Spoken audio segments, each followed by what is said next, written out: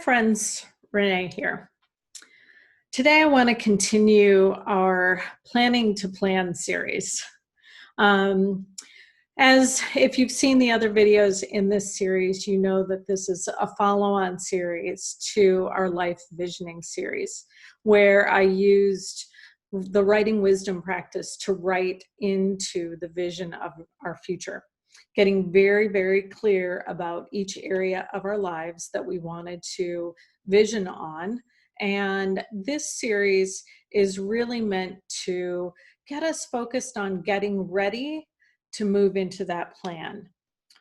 A vision is just a hope if all we do is vision and not move into action with it. So we really are preparing to move into action.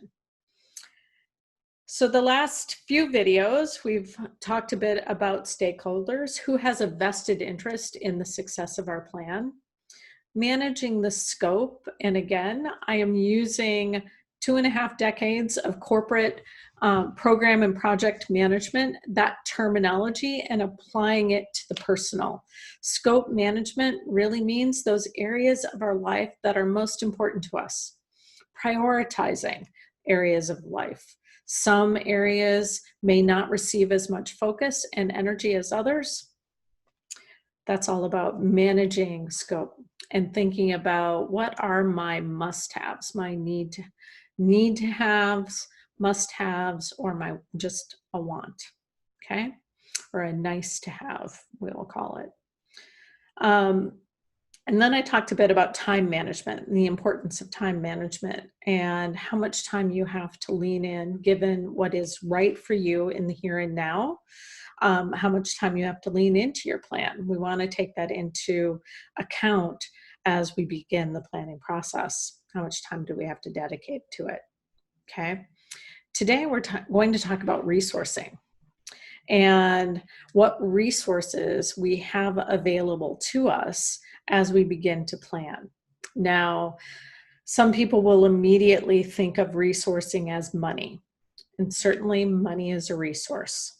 If you have money and need to have schooling to move into your life's vision,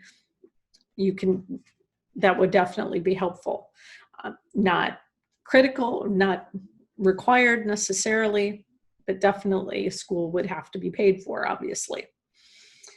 But resourcing can be more than money. Resourcing can be that aunt of yours who has experience in that field that you're really feeling called to lean into, and you've never spoken to her about it. She's a resource to you. There are tons of resources in front of you that you haven't contemplated. I guarantee it.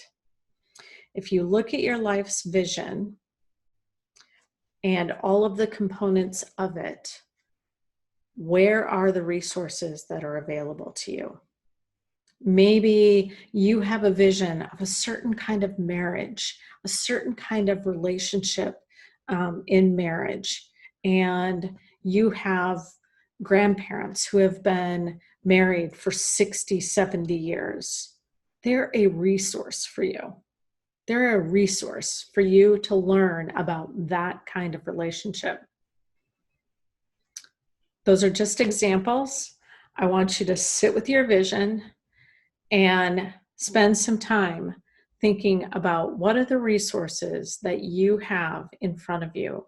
Where are those nuggets of knowledge that you can draw from? There are books.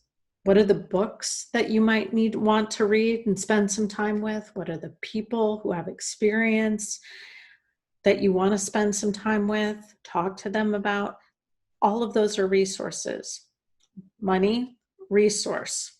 Time, the time. What time do you have to spend on this? A resource.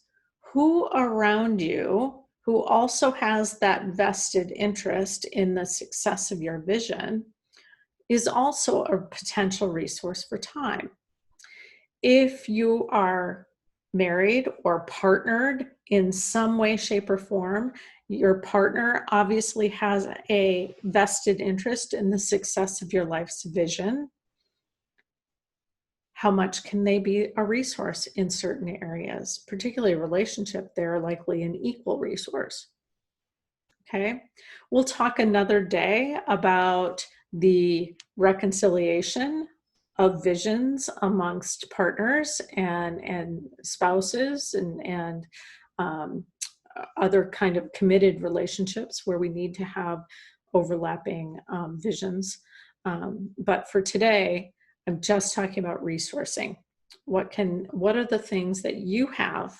What are the people, the knowledge, the available knowledge that you can bring as a resource to your plan? Okay? Take some time, sit with that, make some notes so you have that available. All right? If you are enjoying this content, please subscribe to the channel, like this video if you're called to. I would appreciate it as I try to build this and talk more about the life visioning and life planning process. I would love to have you follow along. If you're interested in writing more into your life's vision and want to participate in one of my life visioning classes, I'll leave a link below. I also have classes that I call healing circles, where we meet and write into areas that we just want to get clarity. The writing wisdom practice is all about building that pathway and that channel to our own inner wisdom. I, in my life's mission, want to help people to lead a wisdom-empowered life. And I do that through writing wisdom and through knowledge sharing. So I hope you'll consider joining us. I'll leave the links below, and I'll see you soon. Bye.